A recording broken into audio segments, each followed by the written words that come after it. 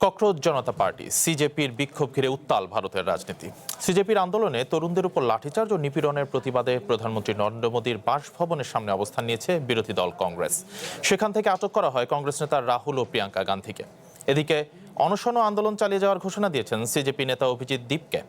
জেনজিদের এই আন্দোলনের মধ্যেই রাজধানী নয়াদিল্লি অভিমুখে বিক্ষোভ শুরু করেছেন কৃষকরা।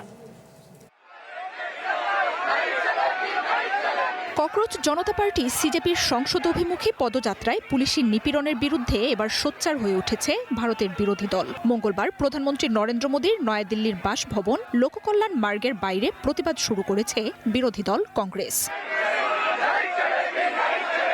রাহুল গান্ধী, প্রিয়াঙ্কা গান্ধী, কংগ্রেস সভাপতি মল্লিকার্জুন খার্গে সহ দলটির শীর্ষ নেতারা প্রধানমন্ত্রী নরেন্দ্র মোদীর পদত্যাগের দাবি জানান। এছাড়াও কেন্দ্রীয় স্বরাষ্ট্রমন্ত্রী অমিত শাহ, শিক্ষামন্ত্রী ধর্মেন্দ্র প্রধানের পদত্যাগের দাবিও করেন তারা। তরুণ ও শিক্ষার্থীদের ওপর বর্বর হামলার সমালোচনা করে প্রধানমন্ত্রীকে এর জবাবদিহি করতে হবে বলে জানায় কংগ্রেস।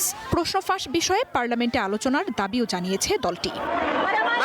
এদিকে উচ্চ নিরাপত্তা এলাকায় কংগ্রেসকে বিক্ষোভ থেকে সরে যাওয়ার আহ্বান জানিয়ে মোদী সরকারের মন্ত্রী দেখা করলেও দাবি আদায় না হওয়ায় তা প্রত্যাখ্যান করে দলটি। বিক্ষোভে কংগ্রেসের আরও কর্মী সমর্থক যোগ দেবেন বলে ধারণা করা হচ্ছে। দলটির আকস্মিক কর্মসূচিতে অপ্রস্তুত হয়ে পড়া আইন শৃঙ্খলা বাহিনী পরে বিক্ষোভে ধরপাকড়ে নামে। দলটির বিরুদ্ধে প্রধানমন্ত্রীর নিরাপত্তা হুমকিতে ফেলার অভিযোগ আনছে বিজেপি। সিজেপির আন্দোলনের মধ্যেই রাজধানী নয়াদিল্লিমুখী বিক্ষোভ শুরু করেছে ভারতের কৃষকরাও।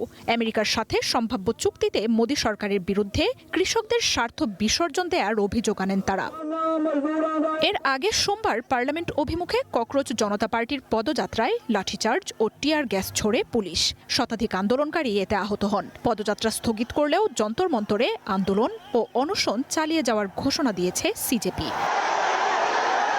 এদিকে প্রথমবারের মতো নিট প্রশ্ন ফাঁস ইস্যুতে কথা বলেছেন প্রধানমন্ত্রী নরেন্দ্র মোদী। সিজেপির আন্দোলন নিয়ে সরাসরি মন্তব্য না করলেও প্রশ্ন ফাঁসকে মহাপাপ জানিয়ে তা দমনে প্রয়োজনীয় ব্যবস্থা গ্রহণের কথা বলেন তিনি। একই সাথে তরুণদের না উস্কাতে আহ্বানও জানান নরেন্দ্র মোদী। মার্জিয়া উপমা, ওয়ান ইন্টারন্যাশনাল ডেস্ক।